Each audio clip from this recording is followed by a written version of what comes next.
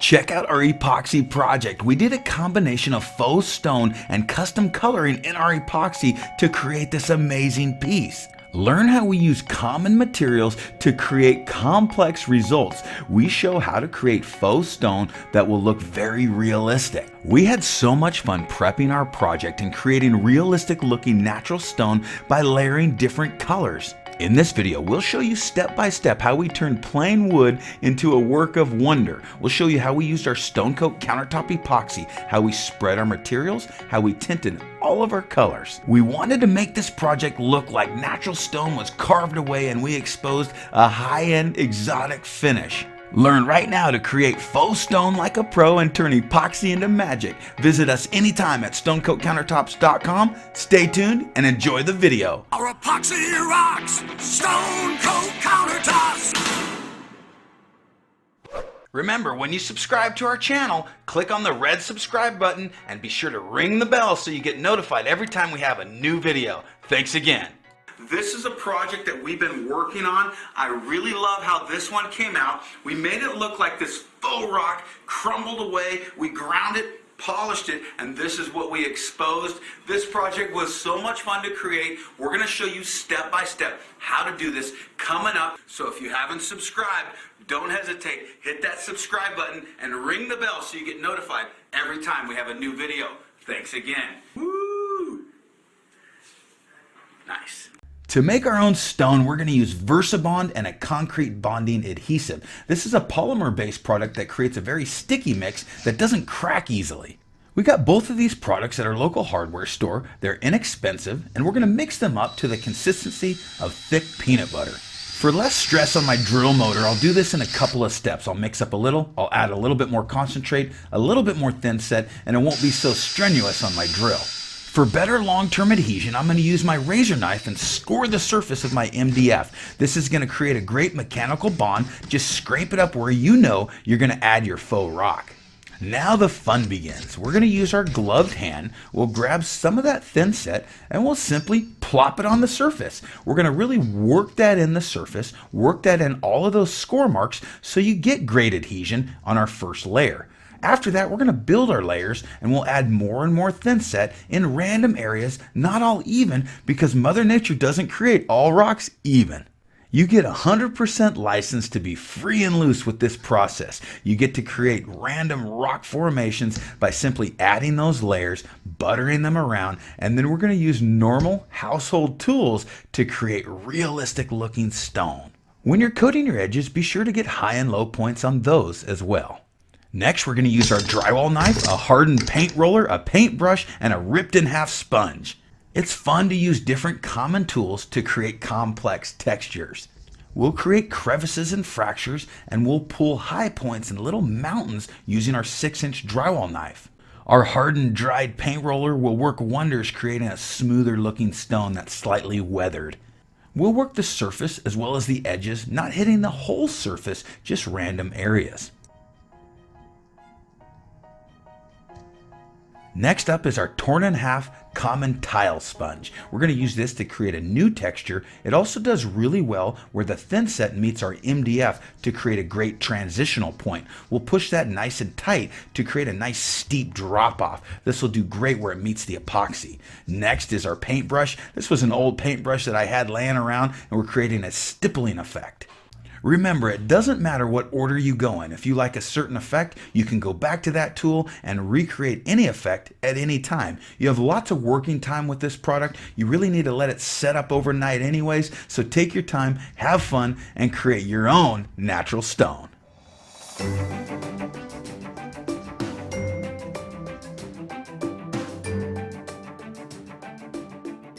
Now that our thin set is cured, it's time to put our mask on, grab our 50 grit metal sanding disc on our grinder, cover our ears, and get to work smoothing this project out.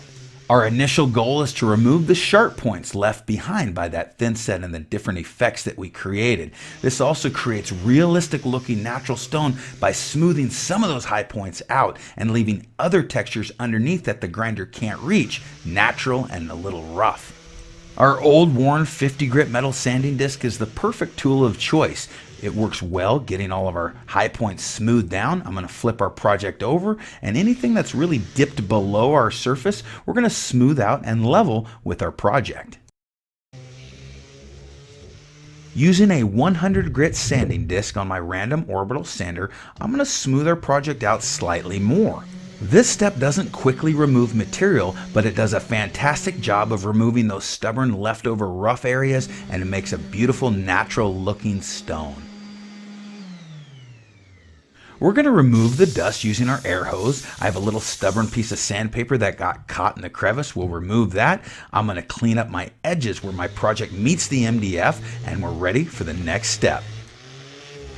Using our power sander, we're going to ease the edges of our MDF so our epoxy will flow over nicely. We'll also do the same thing to the underside of our project. We'll blow off the rest of the dust on our project, and it's time to color our rock. Using Rust-Oleum spray paints in fossil, copper, aluminum, black, and white, we're going to make this rock look real. Be sure to shake up your spray paints.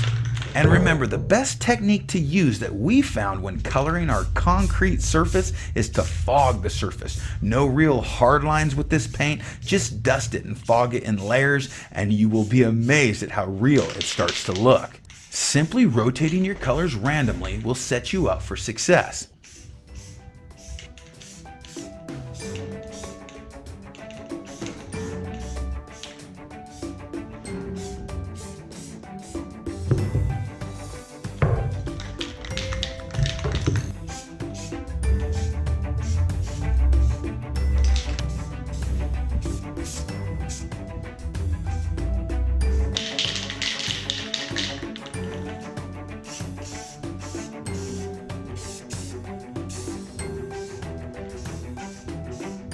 As I progress through the process, if I don't like a certain color, if it's standing out too much, I can go back and hide that with one of my better choices.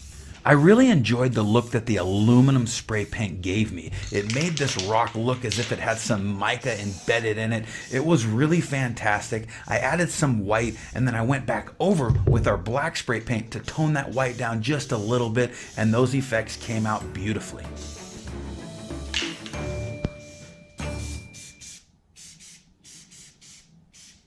I love how our coloring process has worked out, and now I'm going to tone it down slightly using a Scotch-Brite pad.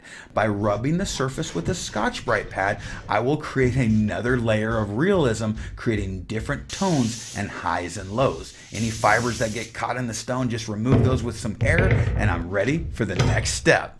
I'm going to apply 2 coats of paint and primer in one, tinted in the color Broadway, which is black. We'll roll that on, and we'll cut in wherever our stone meets the MDF so that we be sure not to get any paint on that faux rock. After our paint dries, we're going to apply our epoxy, and we're going to do it in a manner that looks like this stone was cut away, and what appears is a beautiful polished natural stone, a work of wonder. Let's get started. We're going to use our Stone Coat Countertop epoxy, our Rust-Oleum spray paints, our Seaside Ocean Mist Cobalt Blue and White, Ocean Blue Metallic, White and Black base tints. Let's get started mixing this up at a 1-to-1 ratio for about 2 minutes. After I've mixed our clear epoxy, we're going to add some white base tint. We'll mix that in a little cup of clear. We're also going to add some of our black base tint. We'll also mix that into clear epoxy, and now we have our accent colors ready to go. We'll start close to the stone using our clear epoxy, and we're going to create beads randomly to set our project up.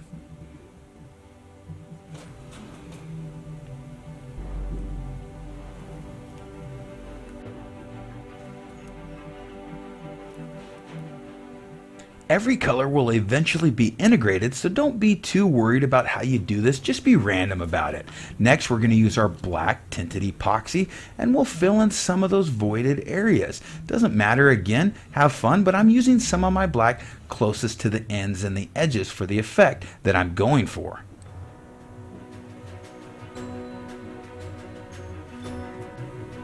In the same form and fashion, I'll apply our white tinted epoxy anywhere where there's still voids. I like to keep these somewhat segregated at first, and this is going to create a beautiful artistic looking piece. After pouring out the remainder of my black mixture of epoxy, I'll grab the clear, untinted epoxy and fill in any remaining voids, and I'm ready for the next step. Now it's time to create and paint with air. We're going to use our heat gun and we're going to push these colors along our surface. By doing this and using the clear epoxy, it creates unbelievable effects in cells because that white and black really react and create amazing effects. I like to push and feather the color. I like to ripple and roll it over the surface. There's no need to worry about overheating the product. You can really work this for a long time. We have a very good working time on our Stone Coat Countertop epoxy. Folks love that our epoxy is easy to use and eco-friendly. By using our different color additives, you get effects that happen almost effortlessly. By using a gloved hand, we'll grab the excess epoxy and apply it to the edges in a random fashion.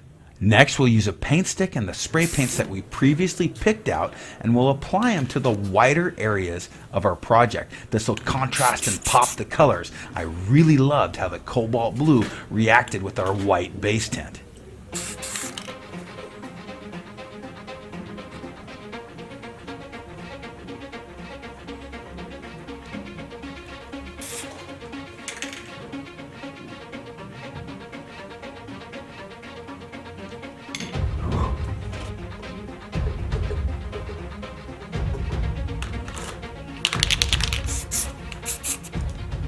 You can mimic natural stone by using multiple colors of the same family. By layering multiple blues over themselves, you create realism that you find in Mother Nature. I'm also going to use a little bit of our leftover black tinted epoxy to create spider veins with the paint stick.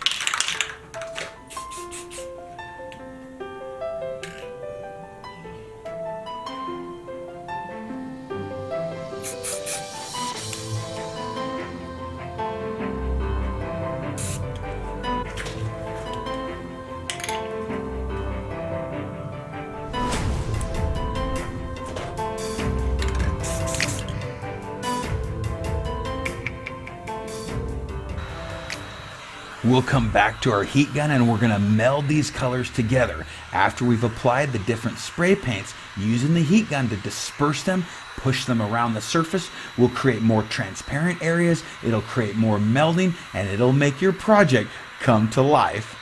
One of my big pro tips on a project like this is don't underwork the surface.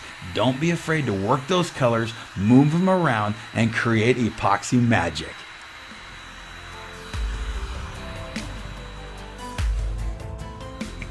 I'm going to tie this whole project together by simply pushing that color right up to the edge of my faux rock.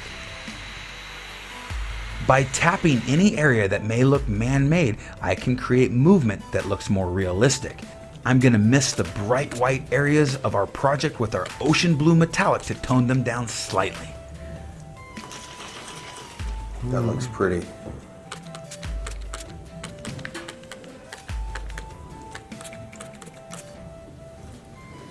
Guys, what other projects could you use this process on? One thing that I thought about was actually routering in our logo, our company logo, and then contrasting that logo with a really different color to make this project look like a sign. That might be cool. What other projects could you use this process on? Let us know in the comments below.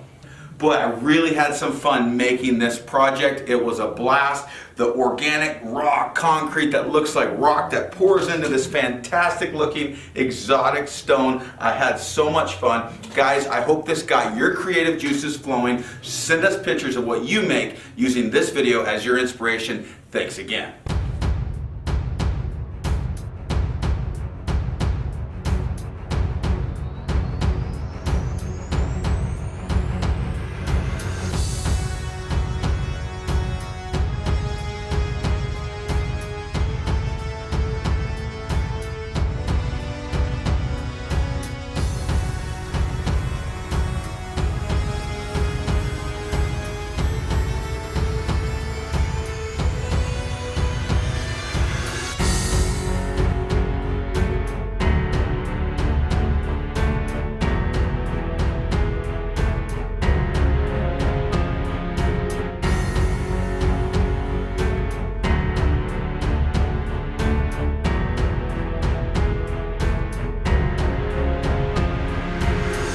Visit stonecoatcountertops.com to see all the products used in this video. Our epoxy rocks, Stone Coat Countertops. Hey, visit us anytime at stonecoatcountertops.com. Call anytime for free project support.